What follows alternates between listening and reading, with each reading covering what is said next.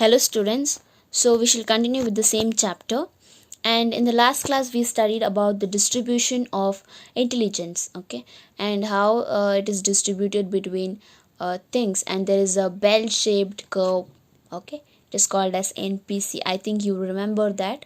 So yeah, and we started with the special abilities. Okay, so the first thing was intellectually gifted. So intellectually gifted is a person who will have high IQ, that is above 140, and they will be very creative, and they are called as genius. Okay, so like for example, they had given Albert Einstein, Thomas Alva Edison, Isaac Newton, Leonardo da Vinci. So these people who had high IQ, high intellectual capacity, okay, and was being very creative. So yeah, so this is what we learned about intellectually gifted. Okay, so the next thing, special abilities. So yeah, we shall start with that.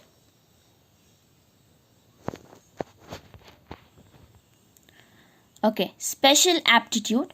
Aptitude refers to the inborn potential of a person who can benefit from training. So aptitude is, it should be inborn, it should come from within. Okay, within yourself, it is there in you already. So for example, I like drawing, I like sketching, I am good at sketching.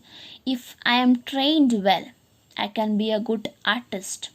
Okay, so that is what is your aptitude. So you may be good at maths, so when you are under good trainer or teacher, so you can be successful in that particular subject. Okay, so that is how the aptitude is done.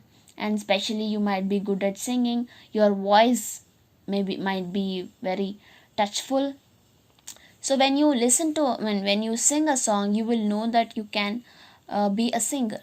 So when you are given proper training under good singers, under good trainers, you'll be very successful in that field. So that is called as aptitude, which is inborn in you, and can be benefited from training. If there is a training happens for you, you'll be well off. Okay, so it indicates how well an individual will perform after training.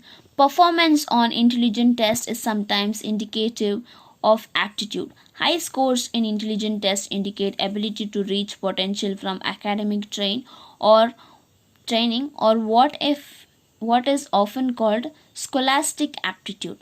Sometimes we use the term ability as a general word referring to either a potential for the acquisition of a skill or to an already acquired skill. Though they have average intellectual ability, they can develop aptitude and achieve in their respective fields. So when we use often the word ability to recognize a particular skill in you. Okay, maybe in you or others. So when you recognize a skill in other persons or in yourself, you call it ability. Okay, so yeah, ability can be called so, and it can be a potential of for an acquisition. Okay, to become a person, to become a singer, to become an artist. Okay, ability can be referred to acquisition, or it can be referred to a skill which is already present in you. Okay, so expertise, last sixth line, expertise in specific field of choice can be seen in the people with special aptitude. Both interest and aptitude is necessary for the expertise as well as the achievement. The reasons behind most wonderful achievements have been aptitude, interest, training, and perseverance. This is also indicative of the achievement of people in the field of science, arts, music, technology, sports, and literature. So it is not just aptitude. It is not just aptitude which is required for you, but it is also the interest. So it is not just that if you know singing or if you know music, it is not enough, but you should also have interest to proceed, to learn more, to be under a trainer, okay, so that you can be successful. Okay, so that is what is called as special aptitude. Examples are given here. Okay, example: Sir C.V. Raman, Srinivasa Ramanujan in the fields of science and maths, Utsad Zarkar Hussain, Bandolian Srinivas Pandit Bhimsen Joshi in the field of music. Shakespeare, Wordsworth, Bendre, and Kuvempu achieved great heights in literature because of their aptitude, training, dedication, and interest. So, it is not just aptitude. It is not just that if you have aptitude, you'll be successful. You should be having aptitude, training, dedication, and interest. These four are very important to be successful towards your goal, towards your aim. So C.V. Raman, scientist, and how he was very intellectual, and how he used his ability to portray, and he has constructed dams and infrastructures. Okay, so that shows his creativity, that shows his ability in the fields of science, I mean scientific, or in the fields of construction, or as an engineer. Okay, so and Ramanujan in the fields of science and maths, Shakespeare, Wordsworth in the fields of literature.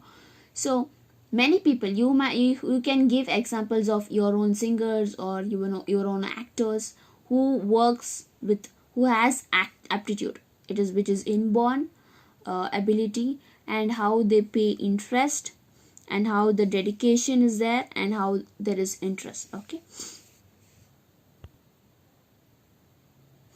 Okay, psychologists have devised special aptitude tests to identify and measure different aptitudes. One of the most popular tests of aptitude is DAT, Differential Aptitude Test. It is widely used to measure different aptitudes. It was developed in the year 1947 in America by George K. Bennett, Harold G. Seashore, and Alexander G. Weishman. It has been revised in 1952, 1959, 1961, 1975, and 1981.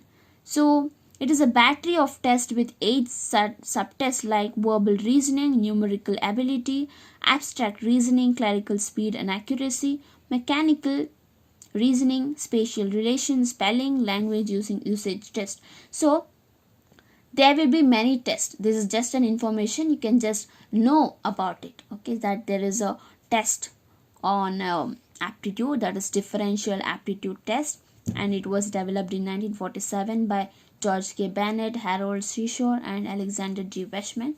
So, and it is under 8 subtests. It has 8 subtests. So yeah, that's it, you just have to know. So it was being revised for many years and many times. Okay, so the third point under the special abilities, the first one was intellectual gifted, second one was special aptitude, third one was creative, third one is creativity. Creativity is the ability to invent new ideas and symbols that are useful. It requires special kind of thinking and ability to improvise on established symbols or rearrange established organization into new organizations for novel situations. So creativity is basically you use your ideas to make certain things, to make some projects, or to make some works to look creative. Okay, where you invent new ideas, and symbols that are useful. Okay, so when you are under a project, or when you're working towards a project, so you will have to think a lot, and you have to think in a creative way which inspires others, which inspires competitors or co-workers. Okay, so okay, all forms of creativity in literature, music, science, arts are basically similar, as they all synthesize novel combination of ideas. Creativity can be seen in every field, from preparing a new dish to rocket sciences. For example, during the Second World War, there was a scarcity of rice. So, in Bangalore, a popular restaurant came up with a new dish which made use of rava instead of rice to prepare idli, which was familiarized to be known as rava idli, which is savored even to this day. So, when you are in a certain circumstance or situation, you have to think in a creative way. So here there many fields, in all the fields you can be creative, in the field of music, in the field of literature, in the field of science, arts, okay, and in all these fields you can be very creative by using your own ideas, by using your own style, okay, or bringing someone else style, or gathering too many styles, so you can make it creative, okay. So even when you're painting, okay, painting you can be creative by making art craft, you can be creative. And by while you're singing, if you had add some jazz and blues music, so you can be creative. So that is how you bring creativity in your work, okay. So and especially for girls, when you're cooking, you can be creative. When you're cooking new dish, you can add some more spices or some more ingredients to make it more more tasty, okay. So that is how creativity works. Likewise, so they had given examples of how in the during the Second World War there was scarcity of rice, and they started using rava to make idlis, and now you can see rava idlis, okay. So that is how in the hotels they use creativity. Likewise, works of Shakespeare, Kalidasa are relevant even to this generation, as their literature is unique and universal. So Shakespeare and Kalidasa, they have written long back, okay. Their literature goes back to the centuries, but even today their stories, novels, writings are very relevant to the current society, okay. So artists like MF Hussein, pop dancer, and singer Michael Jackson remain close to our art even to this day for their creative styles. And you know that Michael Jackson's step is very familiar among all of us. So that is how creativity works. That is how you have to show the creativity to remain in the hearts of the people, okay. Creativity can be identified in children at the young age. For creativity to develop further, one needs to provide with conducive environment, motivation, and also language and skills for its overt expression. Factors which affect creativity are training, inspiration, motivation, commitment, reward and incentive, choices, and so on. Sometimes even necessity makes people to develop creativity, as the proverbial says goes, necessity is the mother of all inventions. So, how the environment? So, when you want to be creative, the environment has to help you. The environment has to motivate you, and you have to be ready for being trained, and an inspiration, motivation, commitment. So, all these are important in being creative. Okay, so you can be inspired by some people, you can inspire other people. So that is how it goes. So we shall stop here.